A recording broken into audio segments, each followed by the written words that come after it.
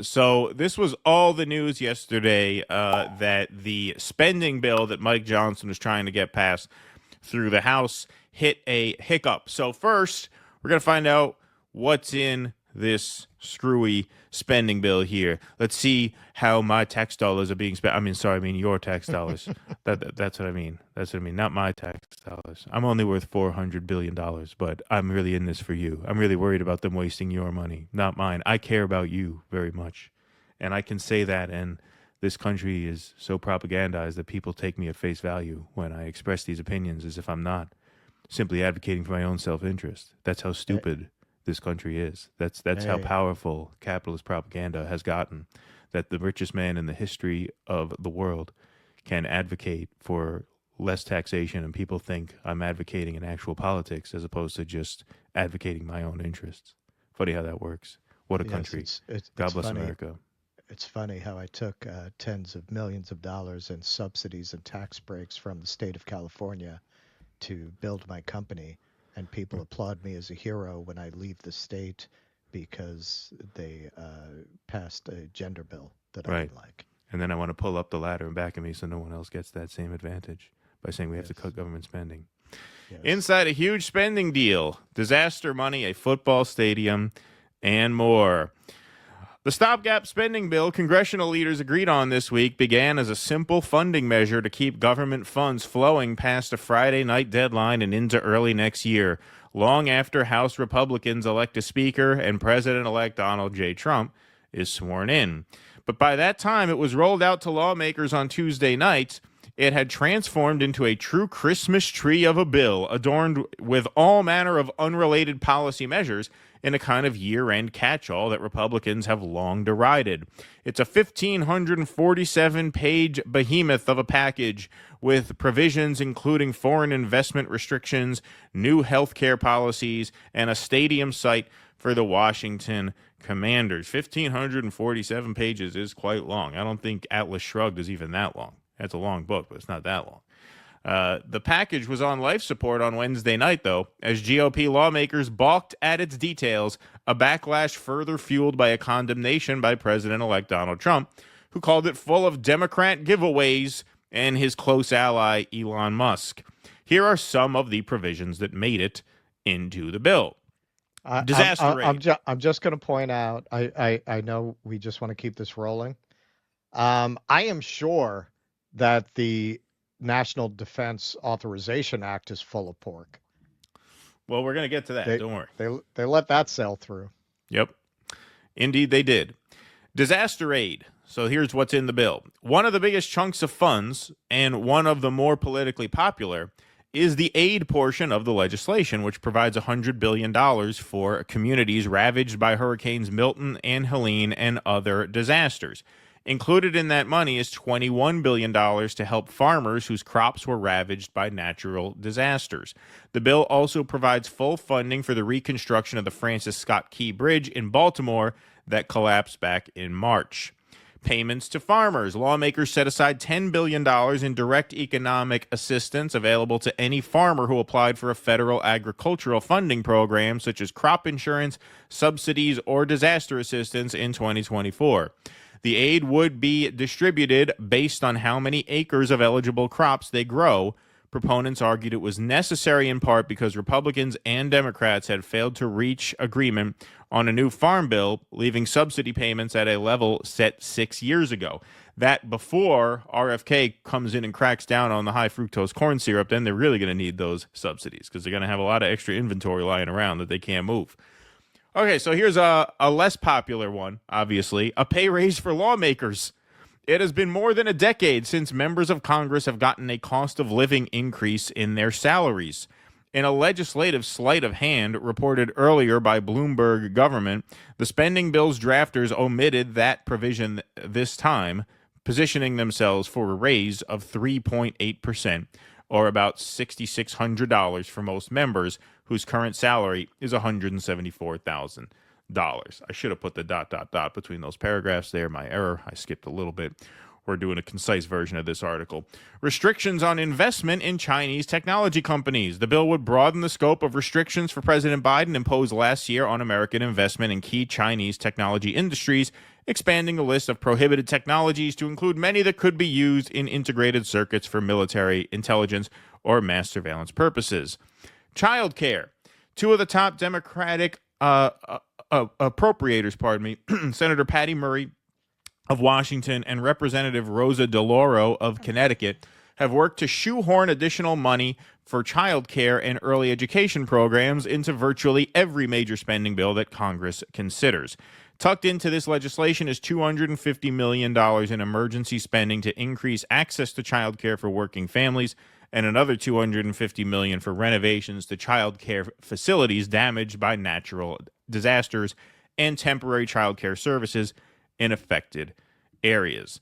So, this was the Fox News morning show. Speaker Johnson responded to Elon and Vivek's criticisms of the spending bill. So before Elon went on his viral tweet storm, Mike Johnson made it known that he had in fact, I should say, been in conversation with Team DOGE the night before this all went down. We have to fund those. We have to fund FEMA. We have to fund our farmers. Right. And Mr. Speaker, it's not just so you've got a bunch of Republicans who are angry at you. They don't like this. And just in a couple of weeks, you're going to stand once again to run for Speaker of the House. And you don't need a bunch of Democrats mad at you. But you know, and this is breaking news you do not know. You know who also does not like this? Elon Musk, the world's richest man, just tweeted this bill should not pass. The only way you're going to be able to pass it now, Mr. Speaker, is with Democrats. If you could, what's your message to Elon Musk? Well, I was communicating with Elon last night. Elon and Vivek and I are on a text chain together, and I was explaining to them the background of this. And Vivek and I talked last night about almost midnight, and he said, look, I get it. He said, we understand you're in an impossible position. Everybody knows that. Remember, guys, we still have just a razor-thin margin of Republicans, so any bill has to have Democrat votes. They understand the situation. They said, it's not directed to you, Mr. Speaker, but we don't like the spending. I said, guess what, fellas? I don't either. We got to get this done because here's the key. By doing this, we are clearing the decks, and we are setting up for Trump to come in roaring back with the America First agenda. That's what we're going to run with gusto beginning January 3rd when we start the new Congress, when Republicans, again, are in control. And all of our fiscal conservative friends, I'm one of them, will be able to finally do the things that we've been wanting to do for the last couple of years. Right now, Democrats still control the pens, and that's the problem. So we got to get this thing done so we don't have the shutdown, so we get the short-term funding measure, and we get to March where we can put our fingerprints on the spending. That's when the big changes start, and we can't wait to get there. Right. So he's basically saying, look, Democrats still have the Senate, and so we have to play ball until the next Congress is seated, and then we can basically slash and burn everything that we want to. Elon, not satisfied with that, however, so here it comes. This bill should not pass. That's the tweet that they are referring to that was at 4:15 a.m. Little cheeky Lord of the Rings reference. There you go, yeah. That was at 4:15 a.m. that morning, so that was before the Fox News morning show. But he was not done. Ever seen a bigger piece of pork? This bill should not pass. Again, 12:56. Make sure your elected representatives know how you feel about this gigantic spending bill. Any member of the House or Senate who votes for this outrageous spending bill deserves to be voted out in 2 years, which is interpreted as a coded threat to primary anyone who votes for this bill. This criminal bill must not pass at 1:30. Over and over again. The bill should fail, says Vivek. Yes, says Elon. Please call your elected representatives right away to tell them how you feel. They're trying to get this passed today while no one is paying attention. Well, they are now. This bill is terrible. This bill is criminal. Thank you. Randy Ogle says, I'm a no. So when Congress people come out against it, he comes out to thank them. Absolutely. This bill should not pass. Quote tweeting Jim Jordan, who says he's going to vote no. A new bill that isn't an insane crime against the American people should be done in 33 days, basically advocating for nothing to pass until Trump is elected. Stop the steal of your tax dollars. Now he tweets out a Vivek video. Call your elected representatives today to stop the steal of your tax dollars. Here's Vivek. Pass a bill that blows away your taxpayer money, but they made it over 1,500 pages long so you wouldn't read it. I did you a favor. I read it for you. It's supposed to be about keeping government operations open and providing disaster relief aid to hurricane victims, which I'm sympathetic to. But if you read the bill carefully, it contains pay raises for members of Congress, and I'm not making this up, an expansion of their federal health benefits. It contains all kinds of special interests and pork funding, including opening up a new stadium in Washington, D.C. It renews the Global Engagement Center, which is a key node of the censorship industrial complex. And the worst part is, they didn't want you to know about any of it, and that's why they made this a last-minute jam job. The reason I'm co-heading DOGE is I think we need outsiders to bring actual accountability to Washington, D.C. So feel free to call your congressman and let him know how you feel about it. All right. There's from Vivek. No bills should be passed Congress until January 20th, when at real Donald Trump takes office. None. Zero. So he's not even calling for a standalone emergency relief bill there. Now, keep in mind, it's December 19th. A month from now would be January 20th. The soonest they could get that approved at that point would be the 21st or the 22nd. You already got people sleeping out in tents in North Carolina because it's freezing out there. And FEMA's saying they're out of money. And we need more money to help get those people taken care of. But he says, no, nothing. Nothing until Trump takes office. So he now, quote, tweets a quote of him on the campaign trail, let the people, meaning me, keep a lot more of their hard-earned money. So here's Elon making his no tax pitch on the campaign trail. Taxed on what you own, you get taxed on what you buy, and you get taxed on what you own. Taxes, taxes, taxes. You know, and then what does it get spent on? A bunch of the stuff it gets spent on you don't even agree with. So that's why we need to reduce the size of government and just spend less money and let the people keep a lot more of their hard-earned money. Yeah. So. Yeah, like me, especially $400 worth. And I just want to point out, Elon got $3.2 billion in direct and indirect subsidies from the state of California. Yep. So when he's talking about outrageous spending of the government, he never mentions getting rid of those kinds of subsidies. He fled California, and hey, I'm not saying California is well governed or well run, but he certainly personally benefited from part of their tax and spend scheme. A dimension of it he doesn't talk about is California subsidizes the tech industry in a way that very few states do. That's why you have all these startups. Their university system is set up to help students patent their ideas. Most universities own your IP if you develop it at the university. California has that innovation, and it's really benefited them because it attracts a lot of talent to the state. That's part of their government policy, part of their spending. And Elon Musk personally built his company partly on those subsidies and that support. Is he going to go after that? Is he going to get rid of that? Well, yeah, that is a good point. And also, look, the specifics of the spending bill are almost a red herring here. Like I said, this happens every year where, there's pork loaded into these bills. And, of course, there's stuff in there that I don't like, specifically the pay raise for congresspeople at such a time. But a speech like this, where the richest person in the history of the world is coming up and saying, we really have to cut spending and let you keep more of your money. This is like a turkey getting on a microphone and saying, Thanksgiving is really a stupid holiday. It's really a waste of time. I think we should cancel it this year. Like, it's so obvious, the self-interest. It's hidden in plain sight. How does anybody take this as serious political commentary or serious political engagement? Well, because this is where it's complicated. I point out how much he has benefited from government largesse as pointing out the hypocrisy that you're identifying. At the same time, that doesn't mean they're wrong. This is something that's always talked about. No, but what I'm government saying is spending is pork and it's waste and it's kickbacks, legalized bribery. Yeah, is it going to be a rather satisfying spectacle if they go in there and gut these bills, sure. But what's going to go with it? Because you mentioned in that the child care. The child care, of course. Do we want that to go? Right. Like, yeah, we don't want to see Congress get a raise. Right. But do you not want to help people get child care? Well, So, yes. Yes. It's complicated. So Donald Trump added to the conversation here a statement from President Donald J. Trump and Vice President-elect J.D. Vance. The most foolish and inept thing ever done by congressional Republicans was allowing our country to hit the debt ceiling in 2025. It was a mistake and is now something that must be addressed. Meanwhile, Congress is considering a spending bill that would give sweetheart provisions for government censors and for Liz Cheney.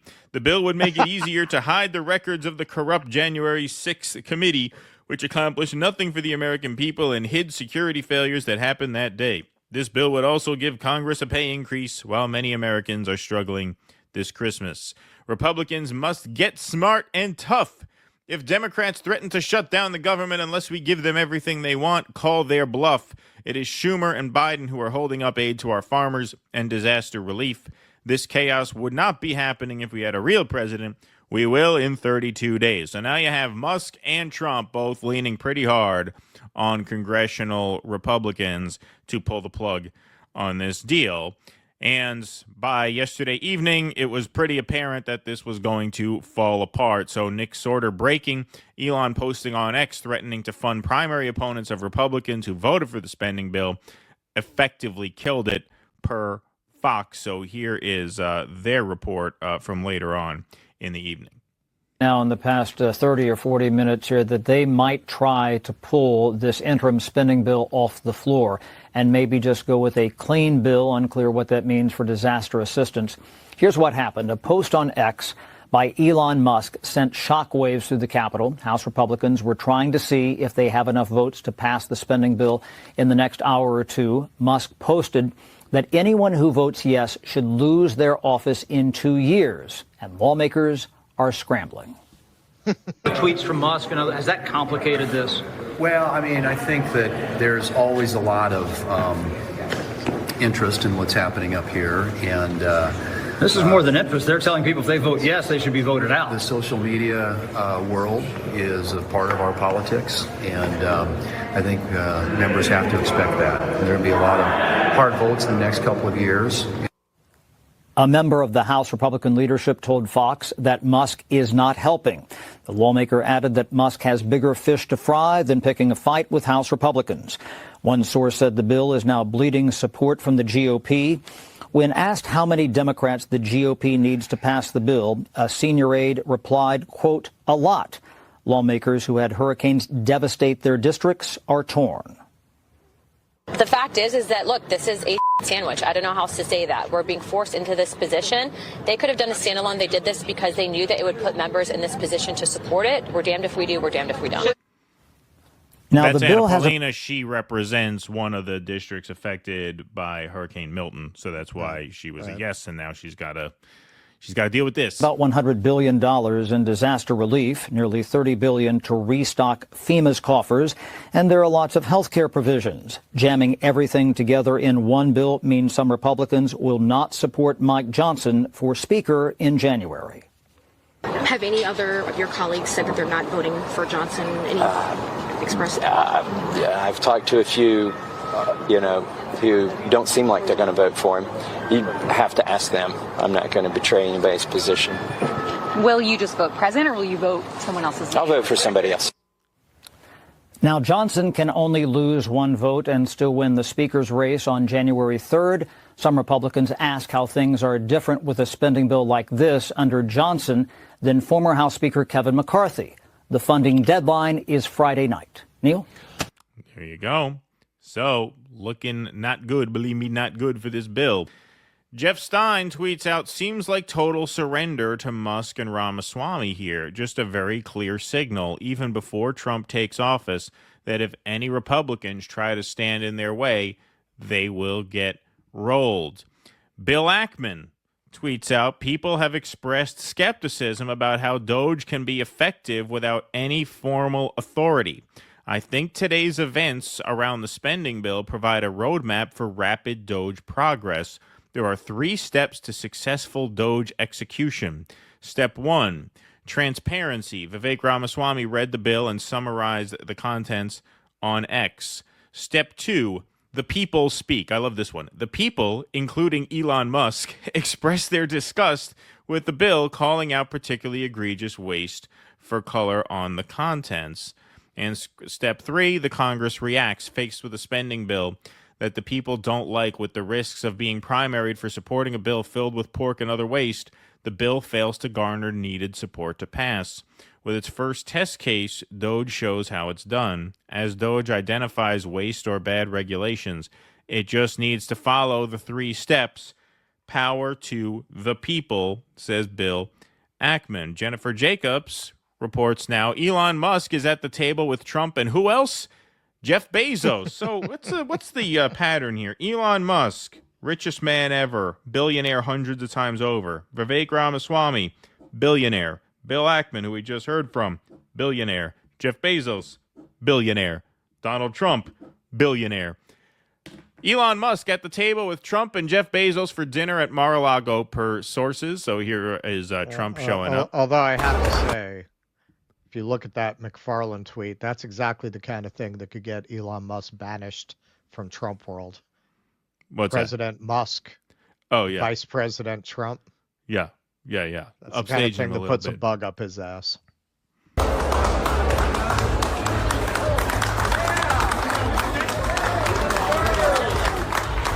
Trump showing up for dinner. He's wearing the yellow tie a lot now. Maybe that was his olive branch to the Libertarian Party. He'll start wearing a yellow tie instead of a red tie. Maybe. Right? Maybe. I'm not going to staff any of your people, but I'll wear a yellow tie. So, ALX, some video evidence here. Jeff Bezos spotted arriving for dinner with President-elect Donald Trump and Melania at Mar-a-Lago. Here they are. There was no sound on this video. Not sure why, but there he is. There's the man himself. The people are back, folks. The people are how back. Much she costs. Yeah, the people are back in charge, as you know. So these are some comment. Okay, so this is where the MAGA faithful are so much the mirror image of the libs. This is why I said this throughout the campaign. They become just like the libs. What do the libs love? They love feeling like they're at the table, like they're on the Morning Joe set. MAGA, they so want to feel like they're at Mar-a-Lago with Bezos and Musk, that they're insiders. He's going to strong-arm Bezos into taking over the post office. That's my guess. Nick Sorter, LMAO, that's a hell of an idea. The left will get really pissed if Bezos starts helping out. That'd be incredible to watch, says Nick Sorter. Shit's going down tonight. I'd love to be a fly on the wall for this. I'd love to see the Elon and Bezos interaction. That would be epic. No, it's not epic. It's not epic. They are class allies. They are your class rivals. That is what this is. What do you think? They're going to throw shit at each other at the table? They're there to break bread. That's why Bezos didn't endorse. That's why the Washington Post didn't endorse Kamala Harris. They're there to break bread. They're there to make deals. They're there to get along. Because at the end of the day, they are on one team and you are on another team, but they've tricked you into not believing that. They've tricked you into thinking, wow, this is going to be, shit's going to go down at that table. I don't trust Bezos. Seems like he's just trying to weasel his way into the crew. No, man. You're trying to weasel your way into the crew. They are the crew. They're the richest people in the history of the fucking planet. You're a chump sitting here on social media. I don't trust this guy. We got to keep this guy out of our club. Whose club you think you're in, fuckface? I mean, how ridiculous are you? How ridiculous a person are you? They're just like the libs. The libs watch Morning Joe. They think they're sitting at the table. They're on the set. These guys see Bezos and Trump and Elon at the table. They're like, I don't like this Bezos guy. I don't trust this guy. Where'd he come from? Fuck that. Where'd you come from? Where'd you come? You think they give a shit what you have to think? You got Jeff Bezos, one of the richest men in the world. The only guy richer than him is Elon Musk. He's at the table too. Yep. I don't trust this guy. He's trying to weasel his way into the crew. I mean, how deluded do you have to be? How deluded do you have to be to think that? Well, and this is where you really see the lost opportunity of the Sanders movement, because this is reality. Most people are not very smart. Most people are not really independent thinkers. Most people don't really have a politics. They have tribal affiliations. They go where they feel that they're accepted, that they can be part of a group, and the particulars are not really important. The particulars are incidental. Right. Now, if the Sanders movement had been able to gain power, that would have represented to the same exact people in most cases anti-establishment vigor and getting back at the man. And these same people would have been talking about socialism and Marx, and that's what we saw back then, the Bernie bros, right? It was a lot of people who were, in many cases, the same people. Very similar kind of personality style, very similar type. We're talking about why we don't have socialized medicine and taking up the basic point of view of the left. When Trump won and when the Democratic Party made it clear that they would never allow Bernie or anyone like him to have any power, all of that energy went to the right. All of the anti-establishment energy went to the right. And that's why you see this absurdity of people embracing what is just kind of classic Ayn Rand politics as populist politics. Right. The people at the top should be unfettered. What are you, jealous or something? It's all very Atlas Shrugged kind of stuff, which they've managed to sell to a certain population as punk, as edgy, as cool. Exactly. It's just repackaged Reaganism. And as I've often pointed out, it's a peasant mindset. It's a peasant mindset. It's yes, I align myself with the Lord of the manor, and that makes me a good person. Yes, I support Lord Musk. Yes. Who wants to fight me over Lord Musk, right? That's what you are. You're a peon. Now, when you look at the two options in our system, they're both oligarchic parties designed to give away the store to billionaires. Right. So here you've got one set of billionaires that, ironically, given the media spin that the Democrats are the competent managers of technocracy and oligarchy, and the Republicans are not. When you look at a lot of this, it's quite the opposite. What I would say is, if you look at the things they want to go after, it's an upgrade in competence. You get rid of some of the pork, you get rid of some of the more ridiculous spending. I don't think they're really going to end up making the system any more billionaire friendly. How much more billionaire friendly could it be? These people pay no taxes. Sometimes they get money back. There's not much more that you could do to give away the store to people like Musk and Bezos. I think what a lot of people are going to respond to, and it's only going to reinforce the idea that people like this are your friends, they're going to go in there and they're going to expose 40% raise to Congress, and they're going to get rid of a lot of deeply unpopular things like that. The question is, as we saw this week where they completely misread the room with the CEO killing, where, as far as I know, Elon was smart enough to just stay away from that entirely, and so was Vivek. They just, as far as I know, they didn't say shit about it. But when you look at some of the handmaidens, Daily Wire types, Matt Walsh, who completely misread the room on the CEO slipping on a banana peel. Okay, so do they start trying to attack the $250 million for childcare? Do they do that? And what kind of a reaction do they get when they say, this is how they're wasting your money? And then they get backlash. Do they wind up overplaying their hand? As long as they're going after congressional rages and such, people are going to keep cheering. Yeah, they're not going to do that. This is so, in this space, there's a whole, subset of people in this space who like sniffing out psyops and calling everything a psyop. If this is not a psyop, I don't know what is.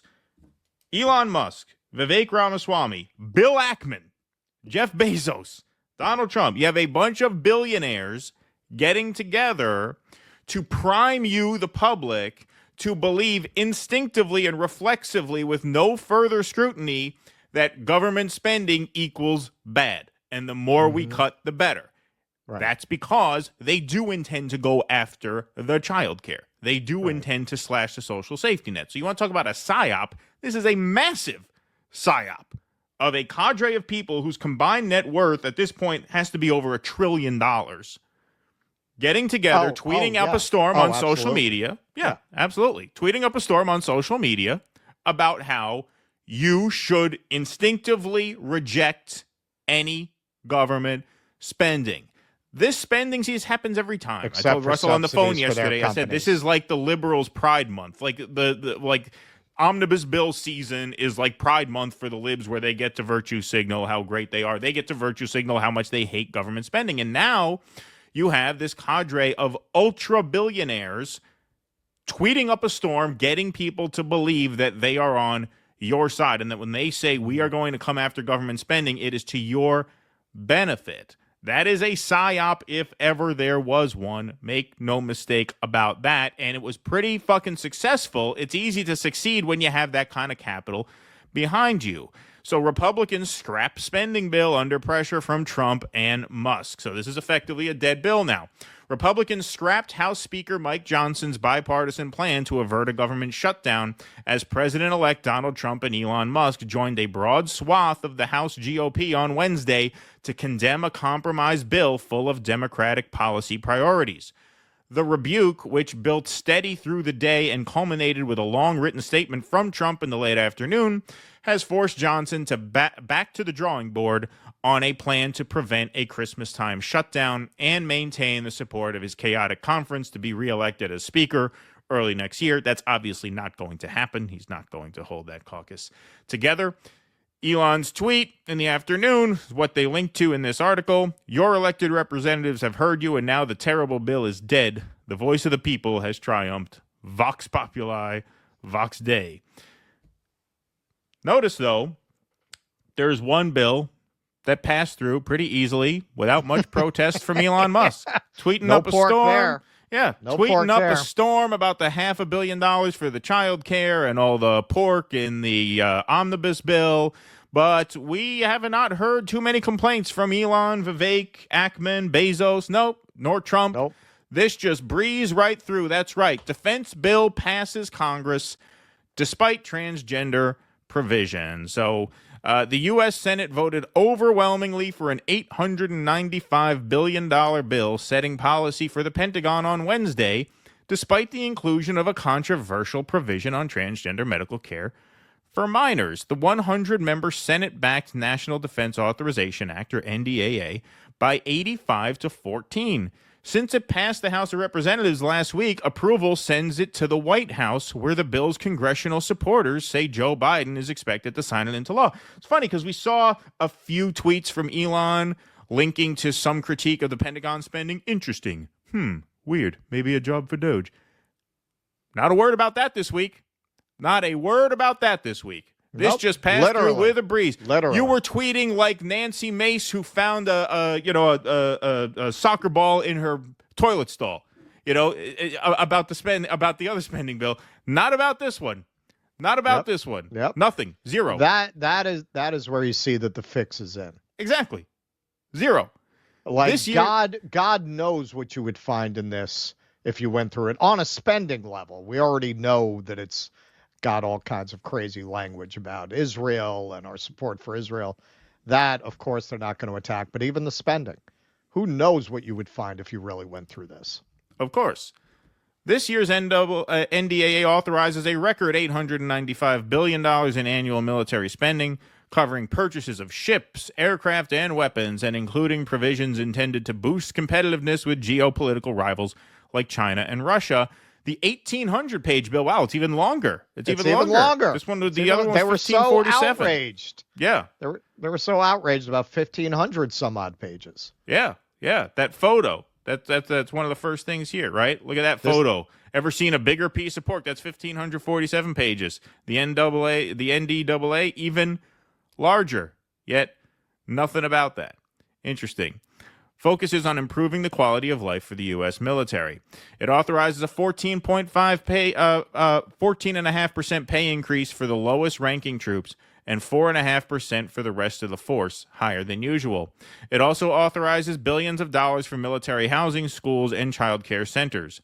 The bill bans the military health program TRICARE from covering some gender-affirming care for the transgender children of service members if it could risk sterilization, a provision that caused some Democrats to vote no in the Senate and the House. The NAAA is not perfect, but it still makes several important advances Democrats fought for, Senator Majority Leader Chuck Schumer said in the Senate before the vote. And you know who's, of course, very, very happy that this big Pentagon bill passed? Our friends over at AIPAC. Congress just passed the National Defense Authorization Act, authorizing pro-Israel provisions that will keep America and Israel safe. The importance of these provisions is underscored by Israel's current fight against aggression from Iran and its terrorist proxies. Here's a video that they put out touting the passage of this bill. They always telegraph the next war. Exactly, yes.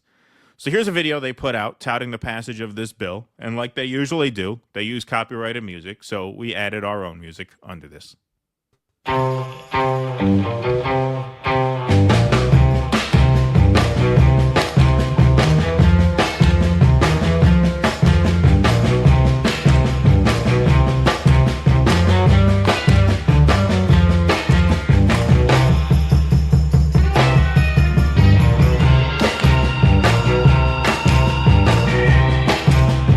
Price tag, not a word from any of the DOGE people about any of this.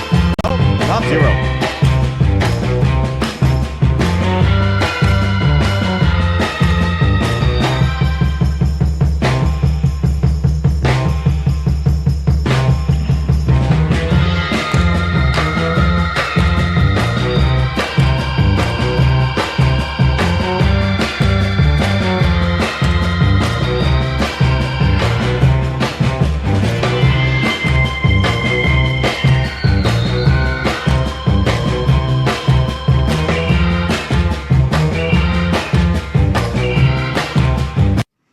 So Elon Musk, once again, despite having signaled that he was interested in trimming some of the fat off of the military budget, said absolutely nothing about this.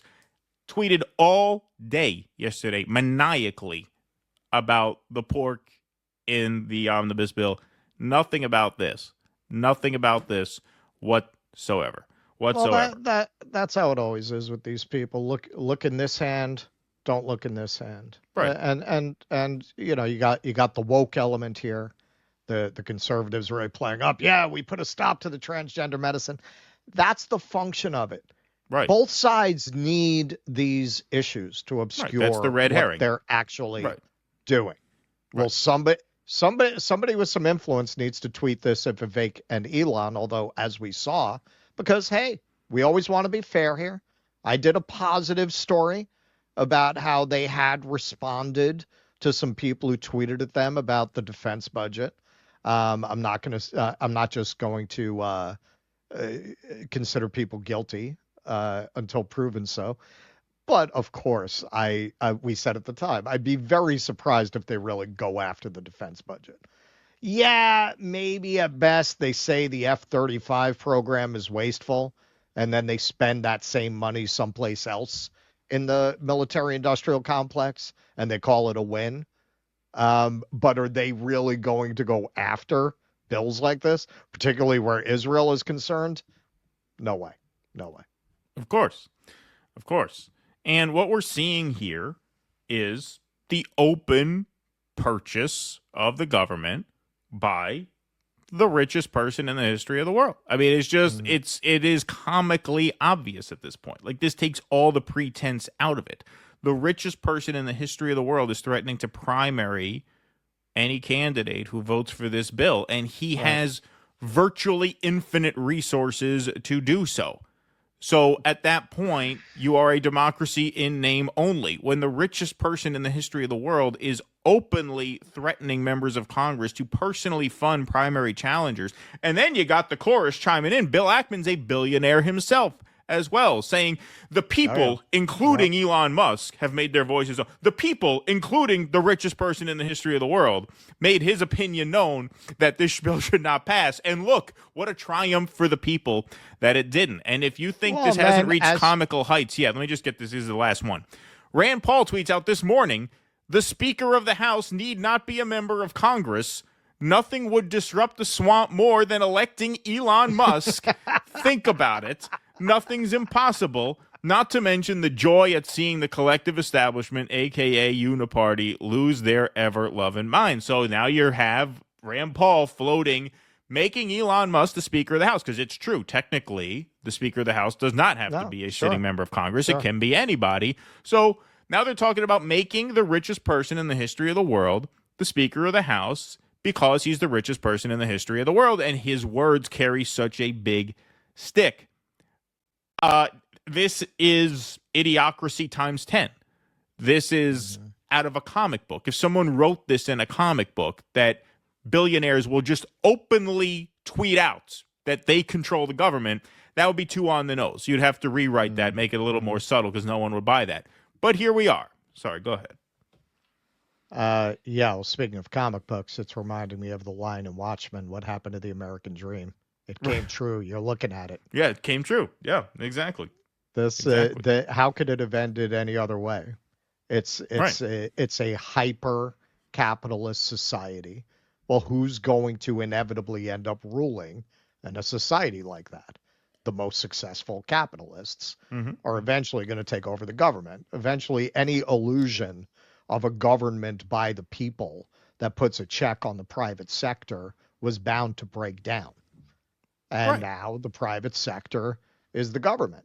And you have people who are so frustrated, who are so desperate, that they're celebrating this because they've been convinced that these people coming into power represents the people coming into power, a notion that they are going to very quickly be disabused of.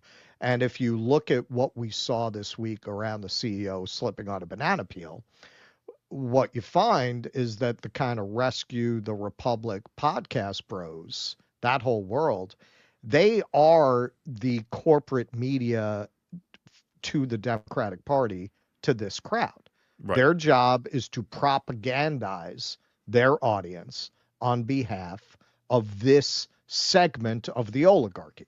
MSNBC, CNN, they propagandize on behalf of a different segment of the oligarchy, the Libby, Rockefeller, Davos segment of the oligarchy.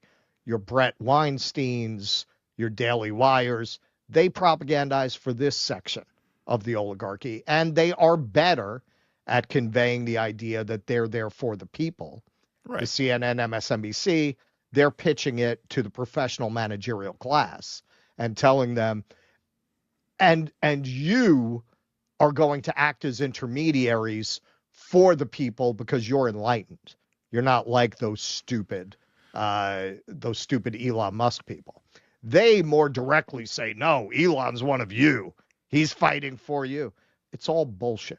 It's all bullshit. It's all about funneling money and power to an elite class that does not care about you. Now, this portion of the elite has not really held the kind of power in the past that it's going to hold now. So people are still able to maintain their illusions about what it is. They'll be disabused of those very quickly, I think. Yeah, well, I said, in one of the last shows we did, it's like the Upper West Side versus the Upper East Side. It's old money versus new money. This new billionaire class, they are the maverick billionaires, and they're trying to take power from the Davos billionaires. It's like the ultra rich versus the all powerful, right? Now, is it tempting to root blue bloods? Exactly. Now, is it tempting in a way to root for the maverick billionaires against the Davos billionaires? Yeah, because they have a more sort of renegade aesthetic than the Davos people do. So yeah, it's kind of entertaining to root for them. Creepy Klaus Schwab there. Exactly. You're going to own nothing and be happy. But it's you can root for them in like a Saturday morning cartoon kind of way. But that's all it really is. It's really just TV. It's really just entertainment. You think there's really anything in it for you? I mean, just look at what you just saw there. You saw, like I said, a psyop in real time. You have a handful of billionaires with a cumulative net worth over $1 trillion at this point, tweeting out how Elon Musk ordering the government around is a win for the people. Right. If that's not a psyop, then that word has no meaning. If you don't concede to me that that's a psyop, I don't want to hear anybody use that word ever again. If that's not what this was, that's absolutely what this was. Well, and what's really funny, and one thing, sorry, go. No, that's okay. You go first. This is very Randian.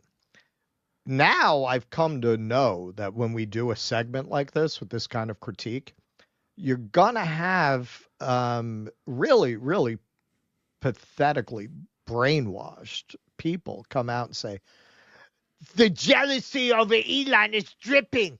It's dripping off of you. Okay, so by that standard, I mean, if you criticize Obama, you're jealous, right? If you criticize anyone who's rich and powerful, you'd be jealous by that standard. That is a classic old school libertarian Ayn Rand kind of thing. The idea that any attempt to restrain wealth and the power of wealth is rooted in jealousy and envy and foul motives. You really have to have a peasant mind to absorb that and believe it and have been conditioned to have that reflex. That's the purpose of it. Just like you need the devil in order to make the whole church theology function. You need the devil. You got to be able to deflect to the devil. In order to justify just letting people like Musk and Bezos run around unfettered, you have to be able to deflect to the myth of the envious peasant. Right. And also, you could be that too. Yeah, Right. no, you could be that too. Just get yourself some parents with diamond mines, and exactly. you too could be Elon Musk. Yeah. Well, I'll just say on a personal note, if you have a child and you love your child, you're a bigger and better man than Elon Musk. You don't say my son is dead because they're trained. You don't disown your kid over that, no matter what. So, in terms of jealousy, money's not all that matters. That matters more. But back to the substance of the piece, a lot of people will come back and say, well, look at the pork in the bill. Is it not good that they and that, like you said earlier, that's going to be what they rely upon. Right. Because they are going to cut some wasteful spending. And what I'm telling you is, I'm not saying that's not true. I'm saying in this context, that is a red herring. What happened here is a handful of billionaires with a cumulative net worth of over $1 trillion. I'm sorry to have to repeat that over and over again, but I think it's pretty fucking relevant. They ordered the government to kill a bill, and they did it in a matter of hours. That is a usurpation of power. That is a coup. That is a coup. We talk about coups. This was a fucking coup. That a billionaire can kill a spending bill in a few hours, that's not a win for the people. That's a win for the billionaires. Right. That is the lesson of this. Yes, they cut some bullshit out of the bill. Fine. Okay, granted. That's not the big picture takeaway from this. This is like celebrating that the local aristocrat did very well at the fox hunt. Right, exactly. That's the big takeaway. So don't get hung up on the details of it, because what you just saw here was, in real time, a handful of ultra-rich people just throw their weight at the government, and the government folded like an end table in a matter of hours. And I want you, for people who think this is a triumph for you, explain to me like a 5-year-old how this is going to improve your life. Right. Understanding that, yeah, sure, it's very emotionally satisfying to see Congress not get their raises. I understand that. Explain to me like a 5-year-old how this is going to directly improve your life. Explain it to me. Please clap.